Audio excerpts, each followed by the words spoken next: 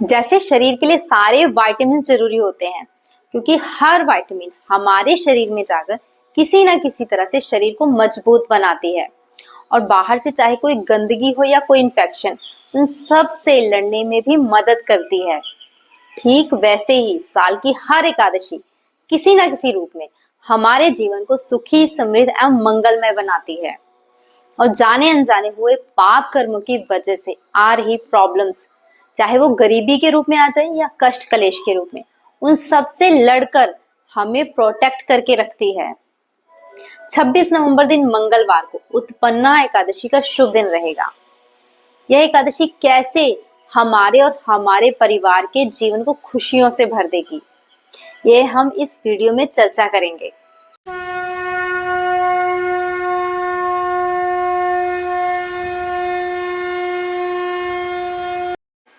नारायण नारायण, मेरा नाम है टिया बंसल और आप सबका स्वागत है नारायण जी के channel doctor Tiya Bansal the solutionist में।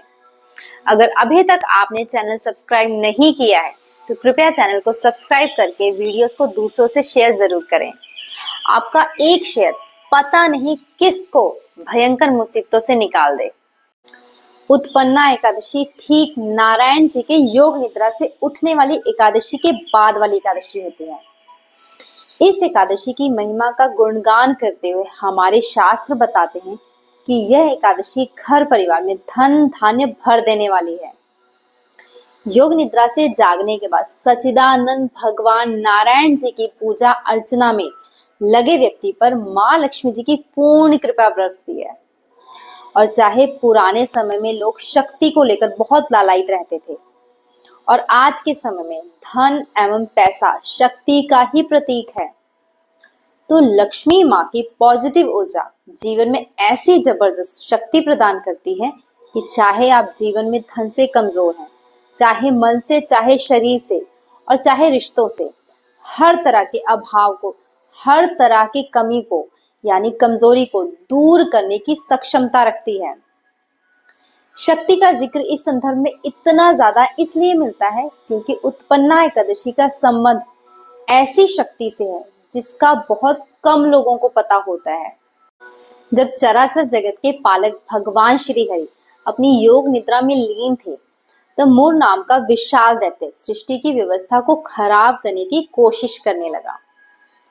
तब योग निद्रा में लीन प्रभु के अंश से एक देवी की उत्पत्ति हुई, जो इतनी अधिक शक्तिशाली थी कि उसने मूर नाम के विशाल और भयानक दैत्य को ऐसे खत्म कर दिया जैसे वो कुछ था ही नहीं।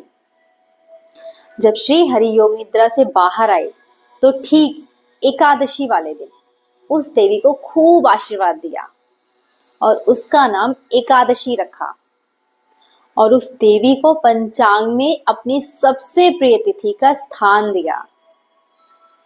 हर एकादशी तिथि इसी देवी के नाम है और चूंकि इस दिन इन्हें पुरुषोत्तम प्रभु ने एकादशी का नाम देकर पंचांग में उत्पन्न किया, तो इसीलिए इस एकादशी का नाम उत्पन्ना एकादशी रखा गया।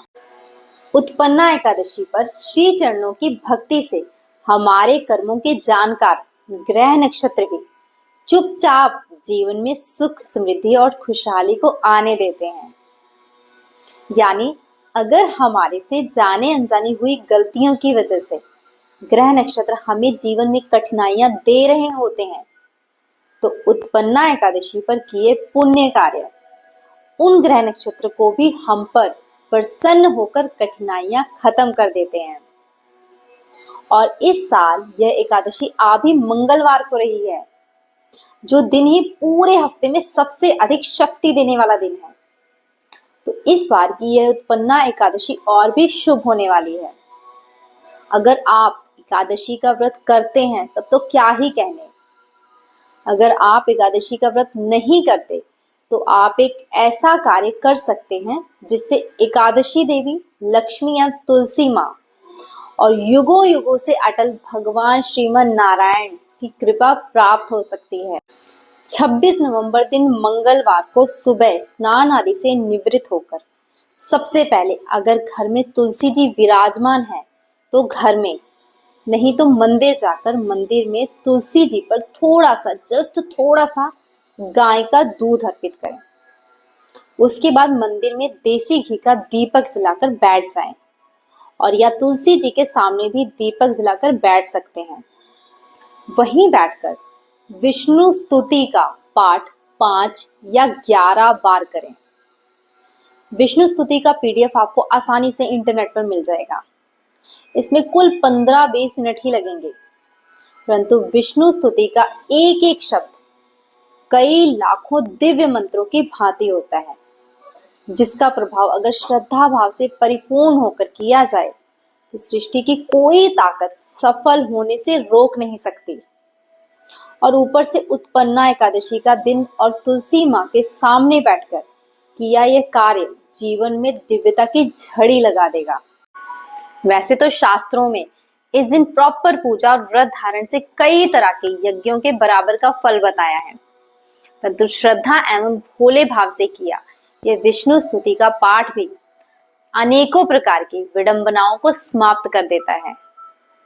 और इस दिन यथासंभव गाय सेवा जरूर करें, चाहे एक फल, चाहे 1000, चाहे 1 किलो चारा, चाहे 1000 किलो, पर गाय को जरूर खिलाकर आएं। और अगर आपको मेरे बताए उपाय अच्छे लगते हैं और आप इन्हें फॉलो कर जीवन में सुख समृद्धि का अनुभव कर रहे हैं तो कमेंट में नारायण नारायण जरूर लिखें और वीडियो को दूसरों से शेयर जरूर करें। जितना आप किसी की ज्ञान से सहायता करेंगे, ज्ञान की सहायता ऐसी जबरदस्त सलाह बनकर वापस आती है जो जीवन में भयंकर से भयंकर मुसीबत से व्यक्ति को खींच लाती है। नारायण अनुकंपा से आपकी यह उत्पन्ना एकादशी शुभ और मंगलमय हो। मिलते हैं फिर अगली वीडियो में, तब तक के लिए नारायण नारायण हरि हरि।